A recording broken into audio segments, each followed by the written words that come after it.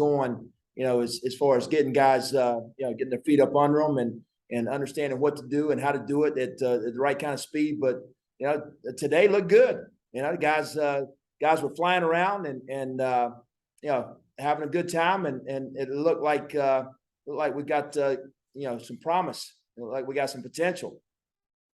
How do you feel about obviously, and Coach Monken has talked about Nolan Cockrell graduating, Eric Smith, about replacing those players in the interior of your defense?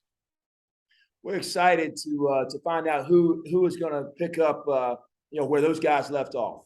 And I remember when I first got here, a lot of those guys, same thing. You didn't know who was going to step up and be the guy. I don't think anybody expected John Radigan to step up and have the kind of season that he had. And Nolan was a guy that some of the coaches here mentioned might be a player, but nobody expected him to have the kind of dominant performance that he had for us. So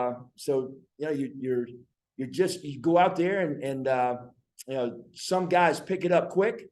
Some guys take a little bit longer, but you give them some reps and let the guys that play fast, you get them out on the field and if everybody comes together and plays for one another as fast and as well as that last group did, we'll win a lot of ball games.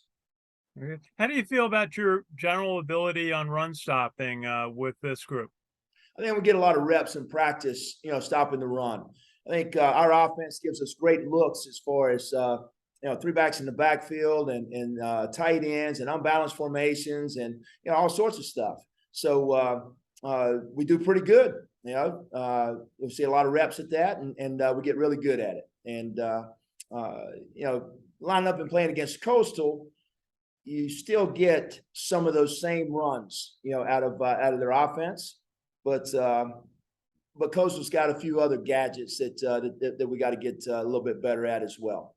So will we stop the run? If we do, we got a great chance to win a ball game, and I like our chances at stopping the run. Thanks, Coach. You're welcome. Thank you. Ken McMillan. Hey, Nate. Ken McMillan from The Record. Hey, Ken. Hey, you were just talking in your opening statement. How unnerving is it for you as a coach, knowing whether you have a Radigan or a Cockrell or not? I'm anxious now. Maybe when I was a younger coach, might have some people might have called that nerves, but right now, I'm anxious to see who the next guy is that's going to step up. And not always do they step up in that first ball game or that second game, but as the season goes on, generally somebody has always stepped up and pulled their weight out there on the field. So it's performance driven, no doubt. So we're just looking at different guys at different spots, and right now there's a lot of freshmen that have potential. They don't have experience, and experience is a big thing. But we got a lot of promising freshmen that that excite us. That are going to be really, really good ball players. I don't know if it's going to be first game of the season or if it's going to be middle of the season or if it's going to be next year.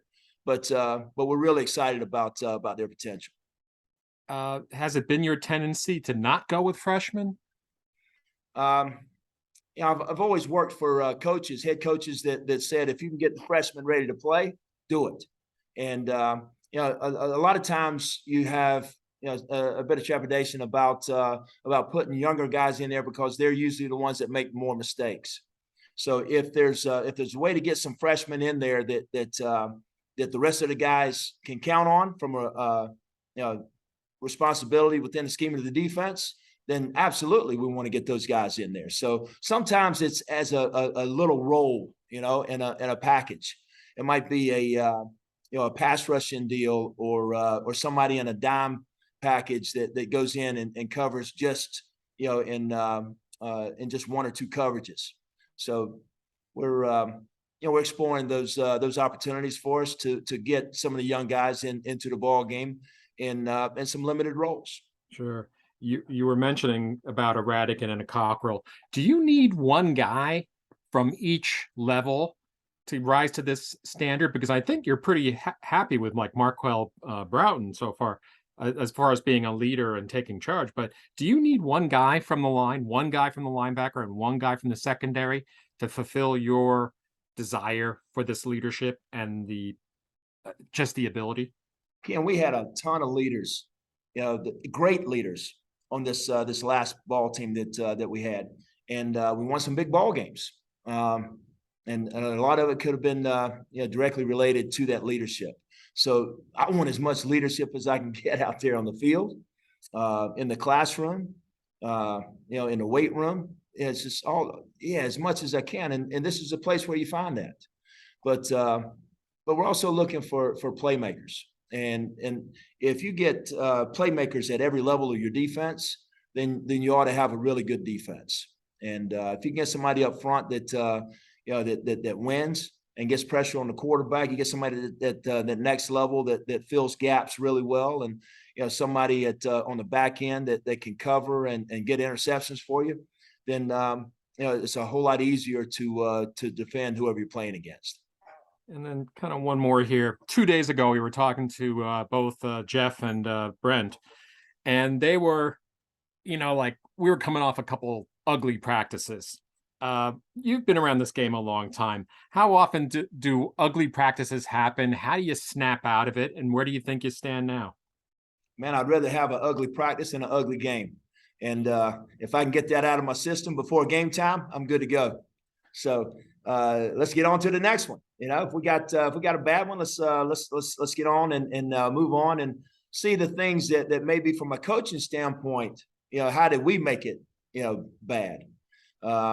If there's certain players that just didn't understand what we were trying to teach, let's do a better job of teaching in a different manner so that they understand better, or maybe throw out some defensive calls that didn't quite work the way that we thought they would, and then maybe that's when we get a better practice. And you're feeling okay where you're at now? I don't know if I ever feel okay. Yeah, but I like the kids that we got playing. I think they play hard, and we got a little ways to go to get to where we're playing without mistakes. But this is a group that tries hard, and we're going to get there. Thanks, Nate. You're welcome. Hey, Coach, how are you? Good. Can you talk about the value of having a guy like Fabrice Voin on your team? Fabrice has got really good speed, and he's got power. And we thought, we tinkered around a little bit with him at I think the year before I got here, he might have been a safety. Once I got here, we put him at linebacker, and I think he's found a home at at that outside linebacker spot. And he's running with the twos right now. And Andre Carter is had tremendous season last year, so hard to move in front of him. But we got some other packages that we feel like Fabrice is going to help us in. So you may see him on the field a little bit more this season. How much of a jump has Bo Nicholas-Paul made from last year to this year, would you say? You know what? We missed him in practice, today and yesterday, but he was making great strides. And hopefully we get him back, before the first ball game. But we'll see. But he plays with confidence.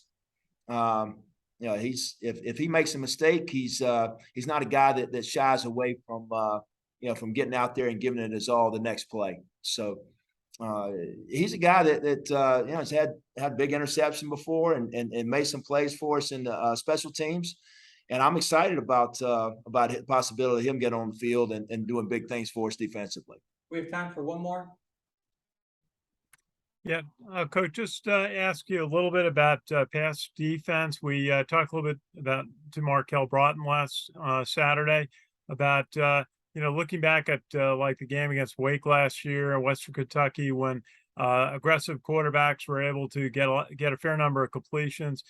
How did you look at that? Is it something you want to adjust this year? More pass rush, more coverage? How do you approach the quarterbacks you're going to face this year?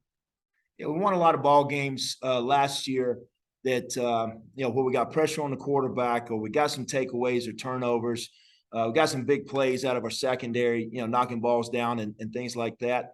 Wake Forest game, shame on me. I should have had a better game plan. I'd use that same game plan, against those guys at Wake Forest in the past, but it wasn't the right one, for this defense, and that's on me. We'll do a better job next time we'll line up and give those guys a better game plan. Western Kentucky was outstanding from until about 7 minutes left in the fourth quarter. I don't know if anybody else held them to maybe it was 14 points, I think, with maybe 7 or 8 minutes left in the fourth quarter.